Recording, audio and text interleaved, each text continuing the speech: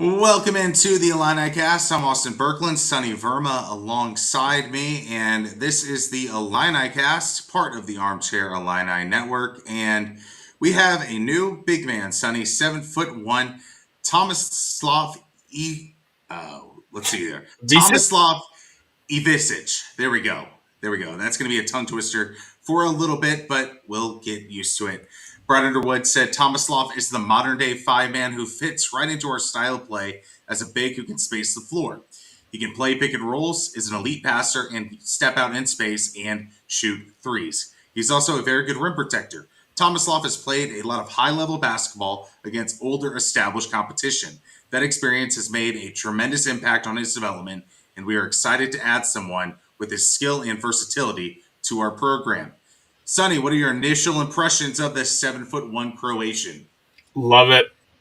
Love it, love it, love it. Everything I see of this guy, I know we were in, rumors for the other guy who, the former Kentucky Onusu, something like that, but he was priced out.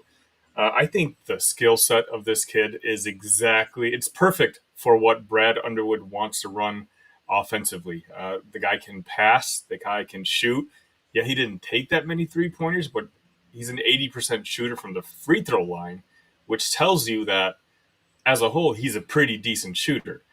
And obviously, one of the fatal flaws of our teams the last couple of years has been the fact that we don't really have a big man since Kofi left. And now to have a 7'1", 250 pound guy down low, playing defense, I couldn't be happy right now. I mean, he posted 9 of his 19 career double digit scoring games for SC Derby. That's his professional team over in Croatia this past season. I mean, that's showing me that his rise is going this way. He has had an upward trajectory, and the college game is just going to add another element of things that he has to figure out. But college kids aren't used to playing against older grown adults.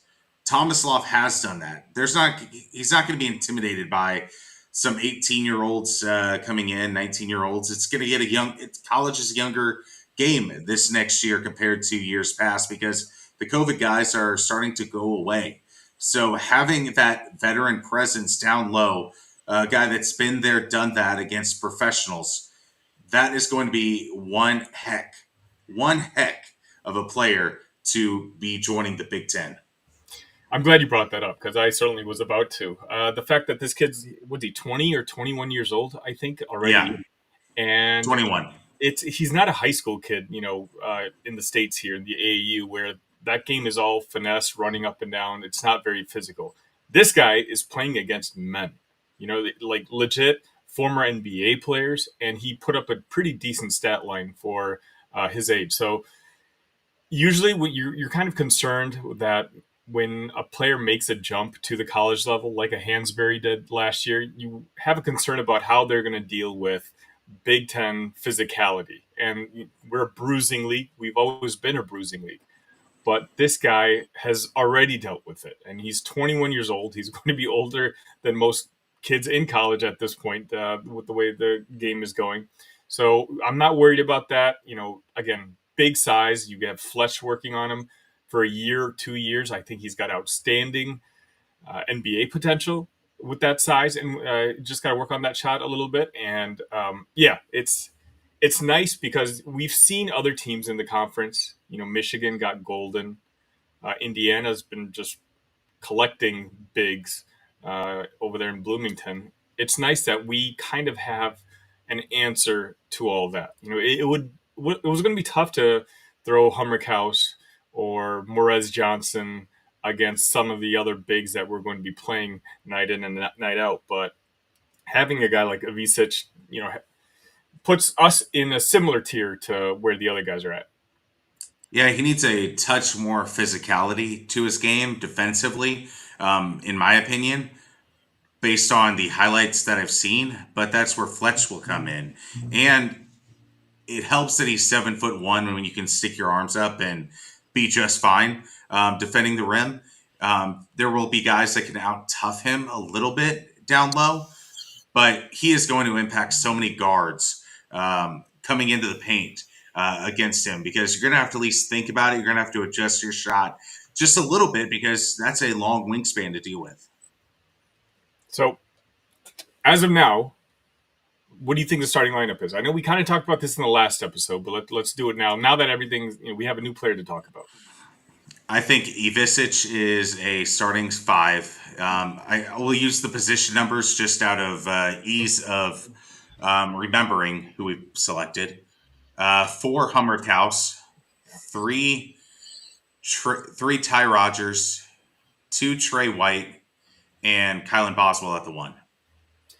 So we're doing this hypothetical if the roster is exactly like today, because I think both you and I agree that it looks like we're going to go after another wing at some point. So we both agree on that, right? Oh, absolutely. Yeah, I think the starting 3/2, whatever you want to call it, is not currently on this roster. agreed. Yeah, I see Ivisic at the 5, Hummerkaus at the 4, Trey White as the 3. I think Ty would be the number 2 because I think Trey's a little bigger than Ty, if I recall, and Boswell at the 1. And honestly, that lineup could work because we talk about Ty and his limitations, but if you put him in a lineup surrounded by shooters and and your center can also shoot, that means the opposition can't just plug their center on Ty Rogers and zero him out the rest of the game. I think it's a lineup, that Brad and the staff, the lineup today, I think, is now cemented itself to a tournament team. Oh, absolutely. That is a bare. That is the bare minimum. I think we have a ceiling with the right wing to be the number 2 through 4 Big Ten team in this new expanded league. I just feel like you have some great scoring with the potential of Trey White, with Kylan Boswell's passing ability and driving ability, Ty Rogers' potential booty ball, Hummerkaus' all around game, and Jay mentioned it perfectly here in the comments. Tomislav looks like a perfect pick and roll player, can shoot from 3. He's definitely their starting center. I like his skill set. I mean, could you imagine that Kylan Boswell, Ivisic pick and roll game? That's going to be an elite aspect of this Brad Underwood offense, and I'm excited to see it. Yeah, I'm trying to think. Who are the other good teams in the Big Ten that we know are going to be great? I don't know if there's a great team. There's I think Indiana. Indiana Indiana's will be loading good. up on talent, but is Mike Woodson the guy?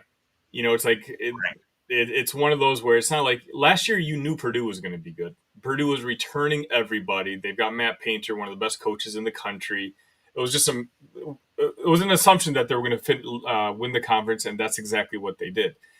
This year, coming to the offseason, like I'm trying to think, even us, like normally I would think Illinois is kind of in that standard now that you kind of always know that we're going to play well. We were replacing everyone but 2 guys, and so when you put us against, I think Michigan State's got a lot of people coming back, Indiana, but I don't think there's a juggernaut this year like there was last year. And so with the collection of talent that Brad has basically given us this year, and of course, this is the first input we've seen from Orlando Antigua and his ways. He's kind of going back to what he was doing in his Illini days previously, finding us some quality foreign talent. I think we're basically, even right now, And a 5. as is in the running to compete for the Big Ten conference. But if we can get one of these 2 guys that you and I are probably going to talk about shortly, I think we have as good of a chance as anyone to win the conference. Oh, absolutely. I do think we can win this conference, especially with the top tier talent that is lacking in the Big Ten this year. I mean, Braden Smith, I mean, he might be a player of the year candidate. I mean, that's kind of wild to think of, the drop off that we've seen of Luca Garza, Kofi, Io, Terrence Shannon Jr., those kind of players in the Big Ten, Zach Edey going down to this level. Like, I feel like those guys would be runaway candidates for preseason player of the year and then ultimately win that award this year. It's going to be a lot of great, good to great teams not so much elite stars in this league. Maurice asks, who would you guys like to get next? Let's just move on to this because I think this is what all of Illini Nation is kind of wondering. We're very impatient. We got a wonderful commitment earlier today, but we've already kind of moved on to who's next. Obviously, we have a huge glaring hole. I still think we need another scorer, another wing guy, preferably who plays defense. And I mean, Austin, there's two names that keep popping up, whether it's on Twitter, whether it's on message boards. Richmond and Igor Demin, the kid who's 18-year-old kid out in, I think, what, Real Madrid he plays for right now. Any thoughts on those two?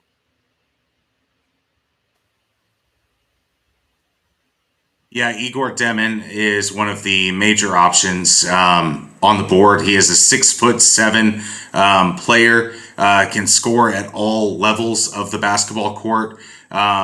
I think he would be an unbelievable addition to this Illini team. Let's see, where was he born at? He's a Russian, which would be rather interesting. I don't know if there's ever been an Illini player born in the country of Russia, but that would be pretty cool to see. You also look at what his skill set is. His points this year, he's averaging 9, and again, a great pro league, the Real Madrid 2, which is like the second tier of the Real Madrid basketball system. I think that would be an unbelievable addition, but a guy that can be a lottery pick in the next couple of years. That's what some of the Jonathan Gavonis and Woos of the world are saying. If that's the case, that would be a slam dunk by Jeff Alexander and Orlando Antigua and Brad Underwood. A real coup to bring a pro of that caliber into the college realm. I'd be happy with either of these guys. If we ended up getting this Igor kid, as you projected top 10, I think, in that mock draft, he could be the highest drafted pro in a while for the Illini. But I think the other kid, Richmond, he could probably elevate our floor for next year's team higher because he's a defensive guy who can score. And I think a backcourt of Richmond and Boswell, you've got two guys who can handle the ball and are decent passers. Now, Richmond's not a great catch and shoot 3-point shooter, but he has all the other facets of the game that really line up well with our offense. I know Igor is kind of the like the popular sexy pick just because of the ceiling that he has. And don't get me wrong, he has one heck of a ceiling, especially at that height, being able to dribble the way he does, and the offensive glimpses that he's shown. But he's 18 years old, so the one thing that does concern me is really your aspirations for next season. Bringing in Igor, I think, is a huge coup, as you talked about it, and it would be great benefit to the program. But I don't know if it puts us in the Final Four contending category as much as bringing in someone like Richmond does, because Richmond I've seen play the college game, and I think his skill set is more ready right now for the team that we've built as is, if that makes sense. I would be a little bit more nervous if it was 5 years ago, bringing in some of these European guys. It feels like the basketball landscape has changed in the last like 3 years or so internationally, where guys are developing a lot quicker, guys are more physically imposing, guys just feel more physically and mentally mature about the game. So I think he could come into the college game and nothing would be surprising to him. I think Real Madrid too. I mean, this is more of a guess on my part, but I feel like they could win the SEC if they were in the SEC, win the Big Ten if that entire team joined the Big Ten. That would not surprise me with the talent level that's in those particular places in the pro system over in Europe. But I would be perfectly fine with either. Richmond shot 27% from the 3-point line, averaged 15 points a game, and had 7 rebounds. I mean, that is a great season for Seton Hall in the Big East. That's a team that finished fourth in that league. So he's able to elevate his own team, which is a great thing to see. Sometimes with those high scores in the college level, you look at their team and it's like, oh, they finished 10th. It's like, are you really helping your team win with those, or are they empty calorie baskets? And I think Kadari is a winner in the college world. And that's why I think both guys, it's really just pick your ace, and I'd be fine with. Maurice actually figured it out. You guys think it would be good to take both, or is it a pick 'em? Let's just take both. I mean, that'd be the easy answer. You'd have Boswell at the 1, Igor at the 3, Kadari at the 2, Hummerkaus at the 4, and Ivisic at the 5. I mean, that would be an unbelievable lineup. That would probably be the national champion team right there.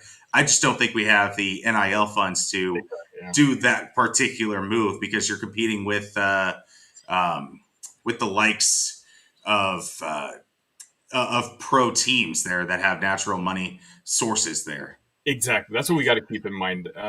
Igor's making good money out there with Real Madrid. And so it's going to take a significant amount of money for us to convince him to come here. And we only have so much money to divvy up between some of these players. And so I would say it's an and or thing. It could be, who commits first type of thing. From what I have gathered, Demin wants to wait a couple weeks before he makes a decision. So if Richmond wants to decide beforehand, I'm of the boat where you just take him, you take the commit.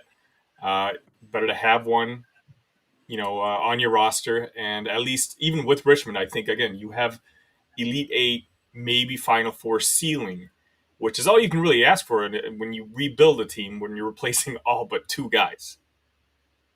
Oh, absolutely. I mean, I think whenever you have a team where Illinois is at, um, you're spending a lot of money right away. Like, you got to retain some guys. They've only been able to retain 3 with the different offers so far out there. I'm sure that Coleman Hawkins is going to get a pretty big bag for wherever he goes, if it's not the NBA. I mean, you got to find there's stopping point somewhere, and Illinois is close to that with just one more guy, and then you fill with some bench pieces afterwards with the remaining scholarships.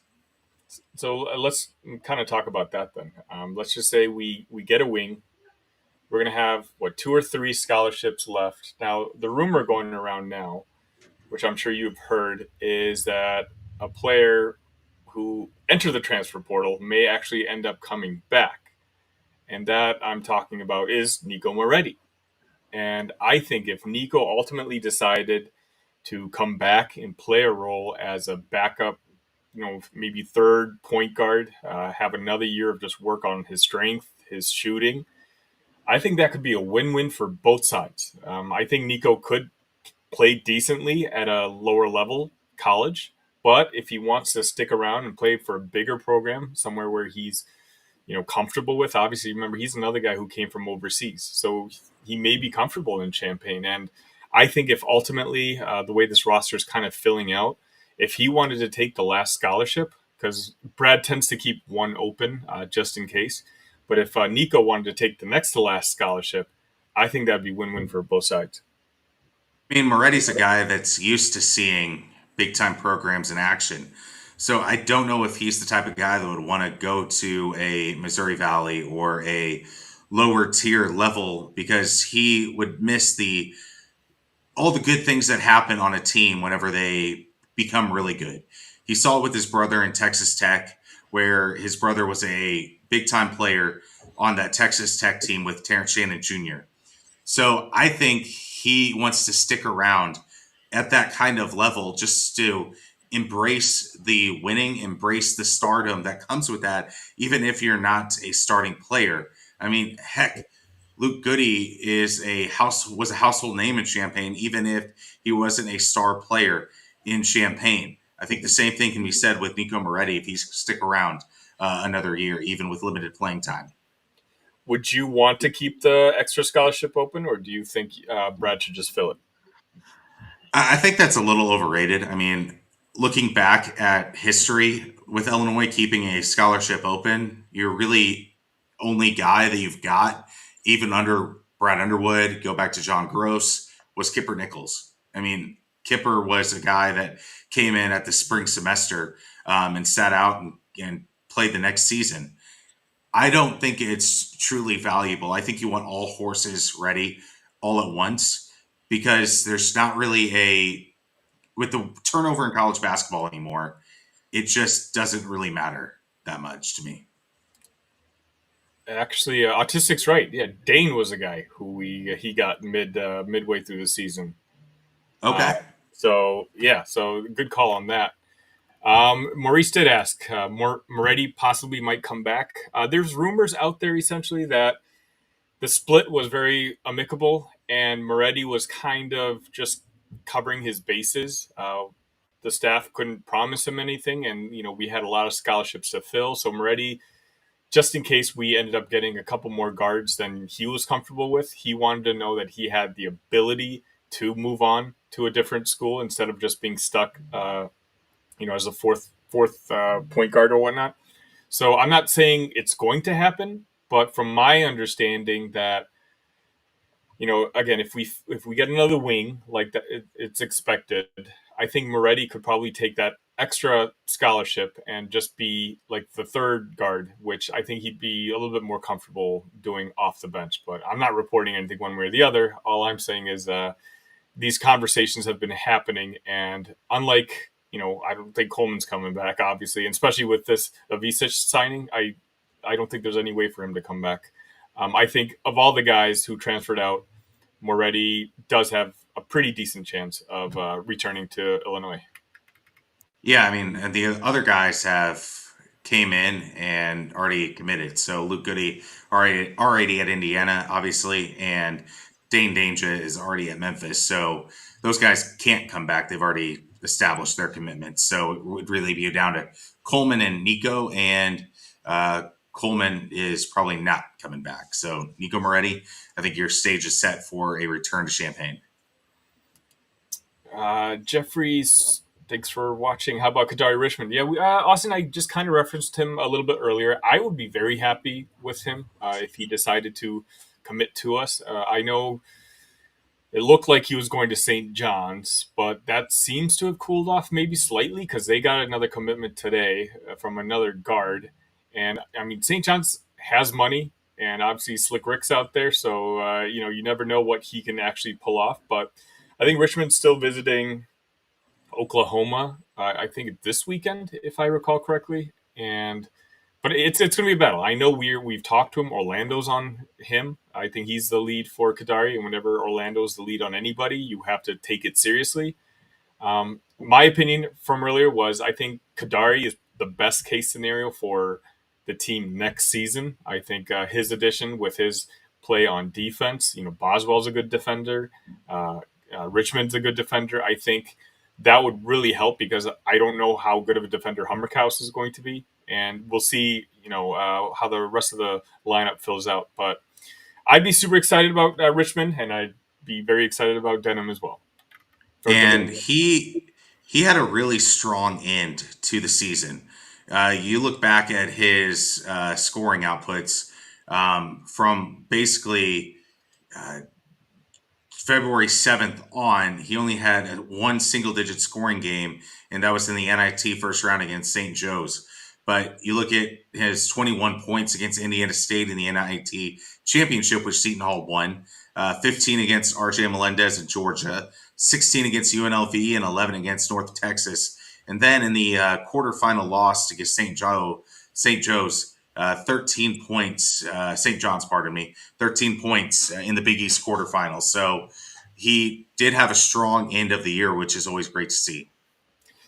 Kevin from Twitter. How are you, Kevin? Kevin says, Sunny, Austin, what's up, gents? Kevin, thank you for joining us. If this is the first time you're watching, hit that like button, hit that subscribe button. Austin and I are at 873 subs, so we're only just another lap or two away from that magical 1,000 mark.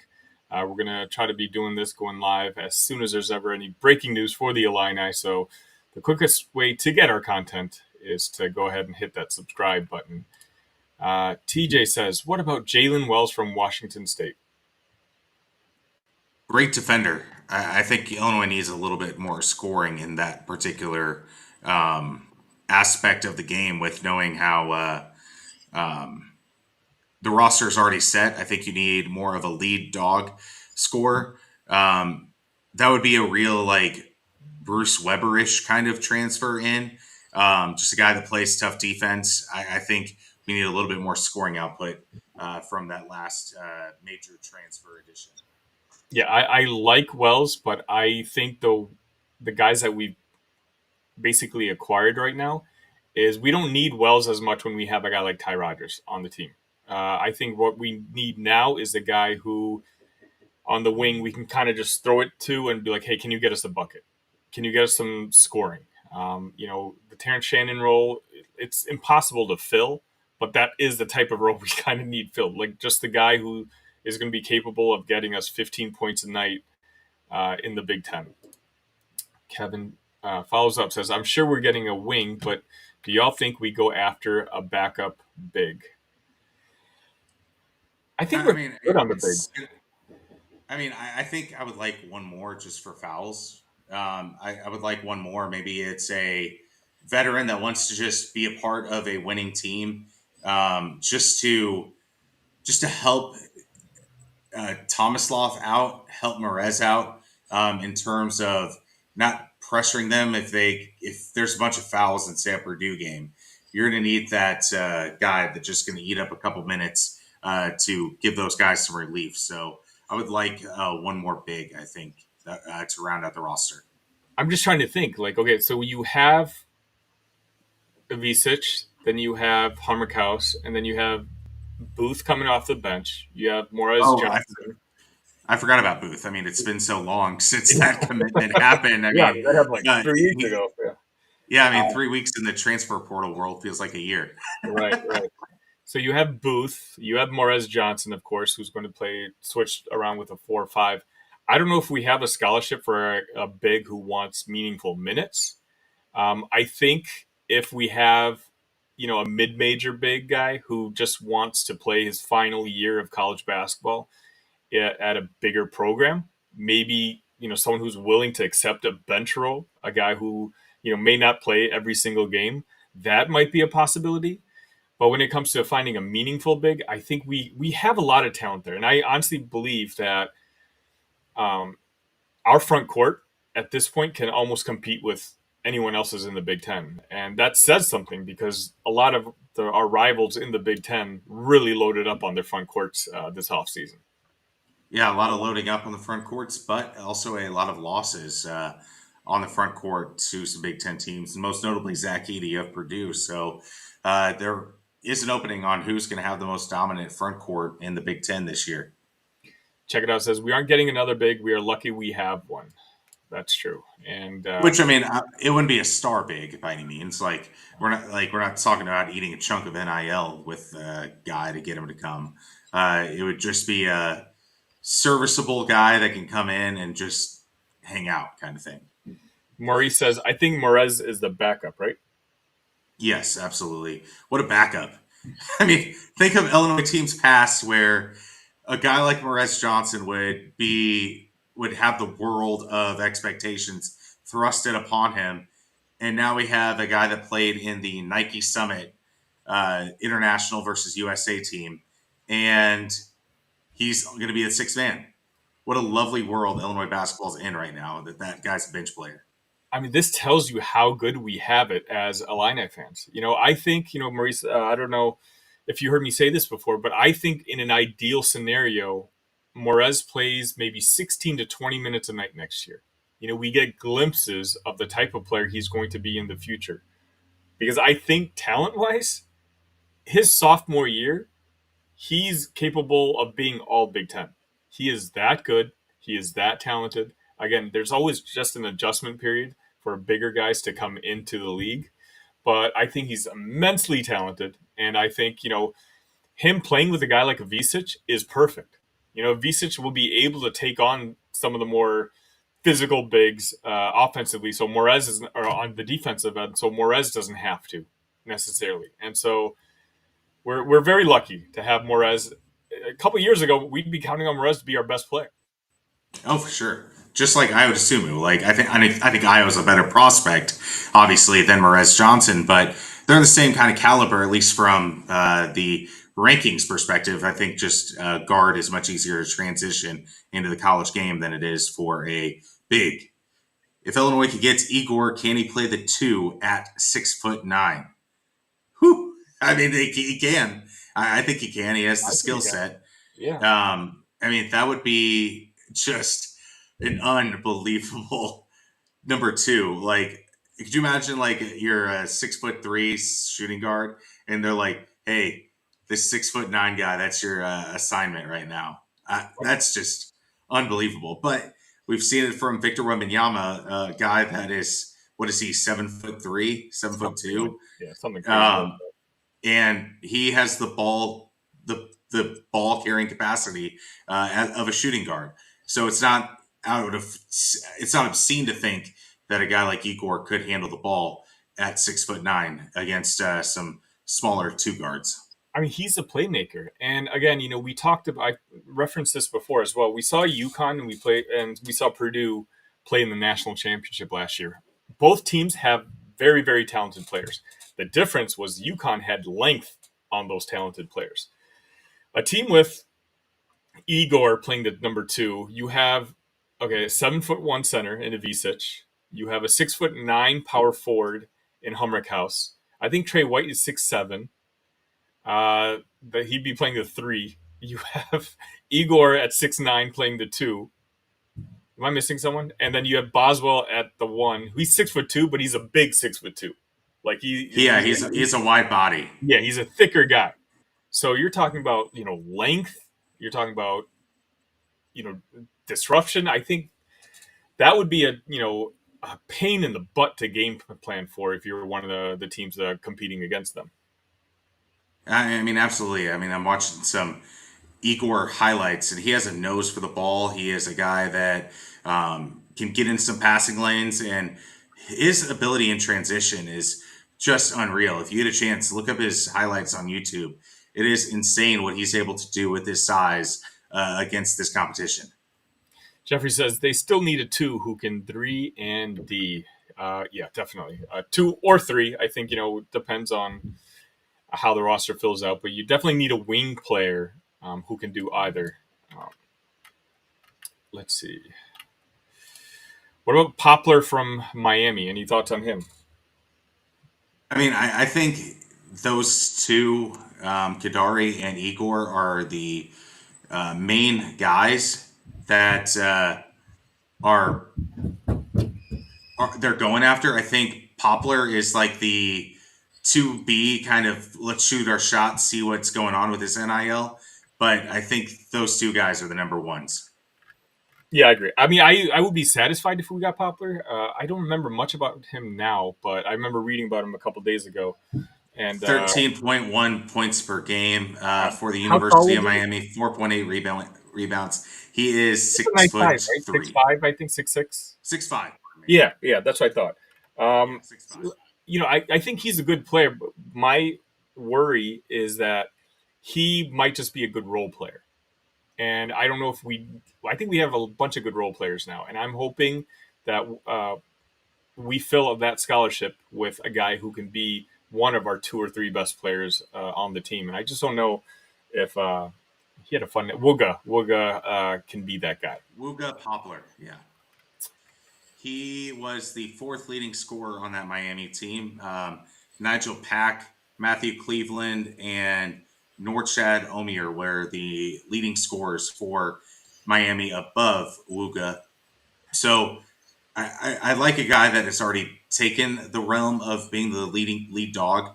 It's a lot different to build up to that role in 1 year.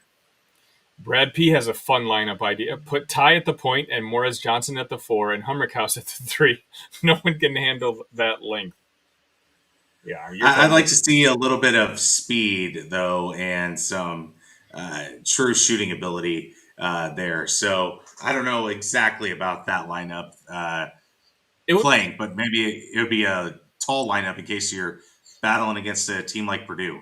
It's going to be tough because I don't think you can put Ty and Morez on the court together all that many minutes because of the lack of outside shooting between the two. I think you would kind of have to space that out. when each one of them is on the floor. Now, if only one of them on the floor, it's fine because the other four guys around him will be able to shoot still. You can still play the 4 out or the 5 out, whatever it may be. But I think when you put two of those guys together, then you run into some of the issues we have run into before. And I just don't know if the offense will be clicking and flowing the way it did at late last year. Check it out. It says, interesting to watch this portal process. There is the big mystery of just how much is left in the NIL budget. I mean, I think this is the most mysterious NIL process and transfer portal process I've seen out of the infancy of it, because it feels like other teams have finally like figured it out. I think Illinois was just at the forefront. They were the innovators of how NIL can work for college basketball. So you're seeing a lot more competition in terms of the organization of how this is all working and the strategy of it by every other team, not including Illinois. And I think that's leading to the mystery, because you got to be a little bit more guarded on your process, because every team has a different way of going about things right now. So I think that's where it's going. It's one of those where for Austin and myself and other Illinois content creators, it's fun because again, a week ago we had like 6 scholarships to fill. We're revamping our entire roster, and now slowly we see Brad, targeting one guy, filling that scholarship, then moving on to the next target, and you see what this roster is going to look like.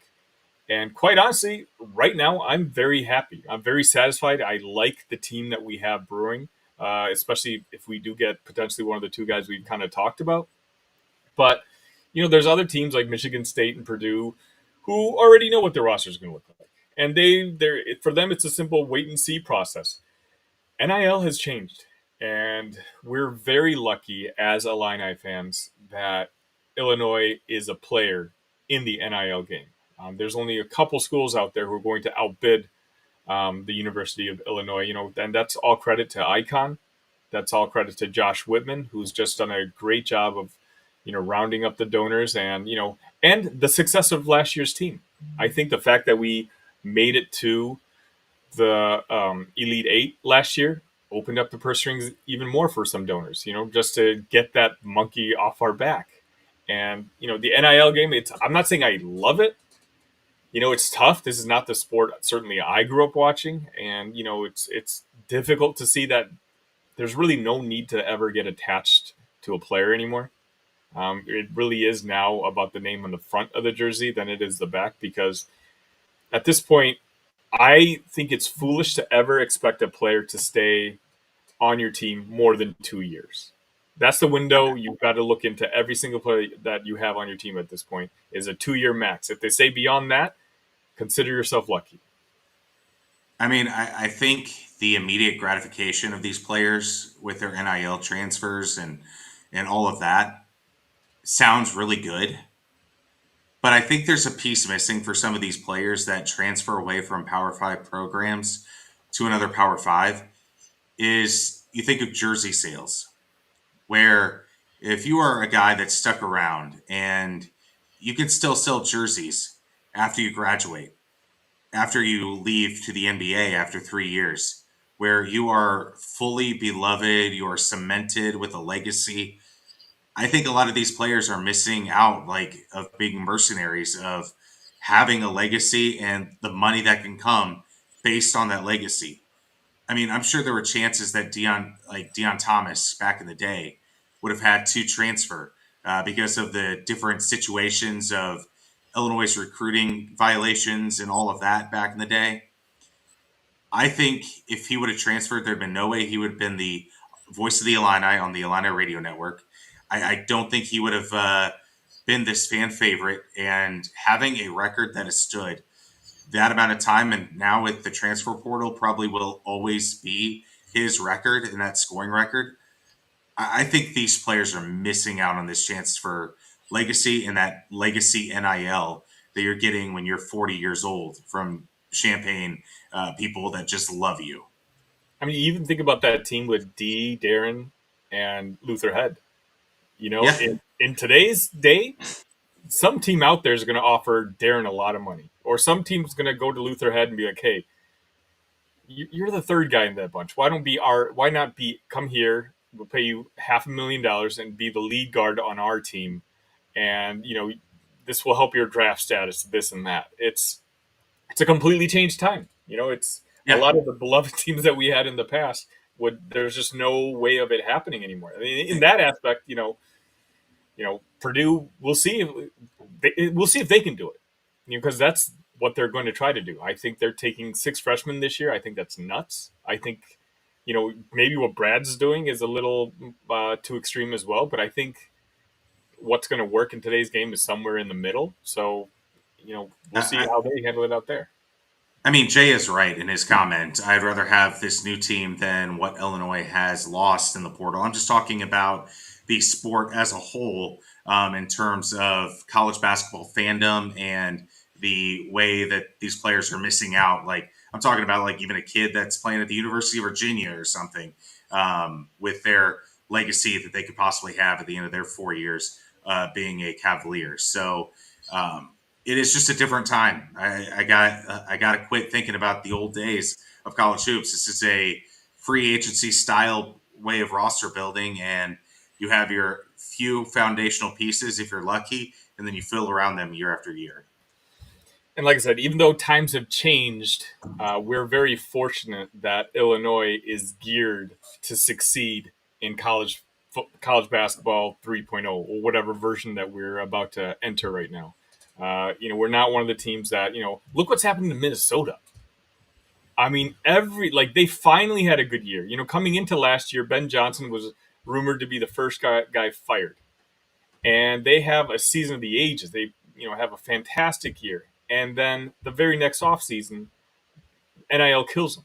And they're losing basically every guy on last year's squad that contributed anything. And, Christie is in the NBA draft, but rumor is if he comes back, he's not going back to Minnesota either. So it's like we're very lucky. I know I Yeah, keep repeating myself, but it's absolutely true. yeah. I mean, the way Underwood has maintained who he's had to maintain over the years, keeping them around. I mean, remember the time when Kofi went into the transfer portal and everyone was freaking out, including myself. Brad Underwood and the new staff, after the loss of Chin Coleman and Orlando Antigua, keeping him in Champaign cemented a lot of how Brad Underwood is going to build a roster. And I don't think we'll ever see a day that we lose a prime time player in the portal. I know Coleman Hawkins could go elsewhere, in the portal, but I truly feel like the days of him in a Illini jersey were over with anyway. So I don't even view that as like a true loss in terms of guys that you were expecting to come back and ultimately don't. Right. I think the Coleman thing, and we just talk about that real quick. I think getting Ivisic now, him as our 5, House is going to be our 4. Realistically thinking, I think Coleman talked about this in his interview with Jeff Goodman. Even if you wanted to entertain the idea of coming back to college basketball, I think he talked about how it would be unfair to Brad and the guys on this roster for him to just kind of come back and take someone's spot the way he would essentially be doing. I think Coleman, and I'm completely okay with it. Again, he's done everything he possibly could, spending 4 years with us. The beautiful college player getting better every single year. Whether the rumors like North Carolina or somewhere in the West Coast, where he kind of grew up, that's fine. It's okay. But like you said, it's not one of those losses where it feels like a punch in the stomach. It's a loss where we're already planning for it. We've already basically filled his position. I would Mm-hmm. be completely shocked at this point if he comes back to Illinois. I do think, and I've talked about this before, I think it's smart for him to come back to college basketball, especially if he's only getting that, the two-way league projections, which is all I'm really reading. I think that's like 580 grand. He will clear that easy should he choose to come back to college basketball. And He made it pretty clear in that interview a couple days ago that he's not going to be joining a Big Ten team because he's all about the rivalries, and that kind of shows you that he appreciates everything about the University of Illinois. And this is just one of those splits where both sides are happy with what we had the last 4 years, and good luck to Coleman. Absolutely. And there will be no ill will toward Coleman, even if he chooses University of North Carolina. This isn't '05. The hatred kind of has dissipated a little bit. I'll always hate Rashad McCants and Sean May, but that has no impact of me hating the current iteration of North Carolina basketball. All right. We've been on for about 50 minutes, Austin. Anything else you got today? I do not. Just had a great time at the Illinois Athletic Directors Show, meeting all these different athletic directors around the state of Illinois, and then took my wife to her first Wrigley Field experience on Friday, which was absolutely incredible, and just a great trip to the city of Chicago over the weekend. Sonny, any personal news for you? There is. Thank you for asking, Austin. I don't know if those of you guys follow me on Twitter. You can follow me at Illinicast or at @TheSunnyV. I do have exciting news. Some of you have heard of the Locked On Network. They had podcasts every single day and YouTube shows every single day for every pro team out there. And they're working on the college teams. They're working especially hard on Big Ten and SEC teams. Well, last week, they reached out to me and offered me a position to head the Illini show. So it'll be called Locked On Illini. I accepted. Woo! I'm excited. It's a great opportunity for us. That just shows you again that, content and media companies out there want more Illini content out there. So that's great for the fan base. So that basically means that you're going to see my face every day for a half hour, just talking about what's going on with Illini athletics. I've asked my partner over here on this side, Austin, to join me whenever he's available as well. But, I'm super excited about it. I'll fill you guys in on details. It might be another week or two before I actually start on that. But, it's going to be fun. I'm really excited. I hope you guys join me for that journey. Nothing changes here at Illinicast, and I want to be very clear about that. Austin and I started Illinicast last August, and it's amazing. None of us did any YouTube work before that, and we're at 875 subs. Because of you guys, we're already the second biggest Illini YouTube channel out there, and that includes big time guys out there like Illinicast, it's Illinicast, Illini guys, guys who've been around and doing this a lot longer than us. So nothing changes about Illinicast. Austin and I are still going to be here once or twice a week. This will be more long form content where we get to talk to you guys and I can get feedback and we can go back and forth about what's happening with the team. Whereas the Locked On Illini will be kind of more informational and just talking about our squads. And, I'm going to be working my butt off to try to basically provide you guys with Illini content every single day. But thank you for asking, Austin. Absolutely. It's exciting news for you, Sonny, and this will only help Armchair Illini and Illinicast grow as well. More people shouting out Illinicast, the better out in the interwebs. So very excited. Can't wait to join you as a guest on there, and it'll be a great time just to keep the Illini train moving in terms of content. Exactly right. Check it out. It says, congratulations, Sonny. People are noticing your talents. Thank you. I'm telling you, I couldn't have done any of this without that guy right there who, he's made this journey a lot easier for someone like me. And without him, there's no way I would have even remotely been able to get this opportunity.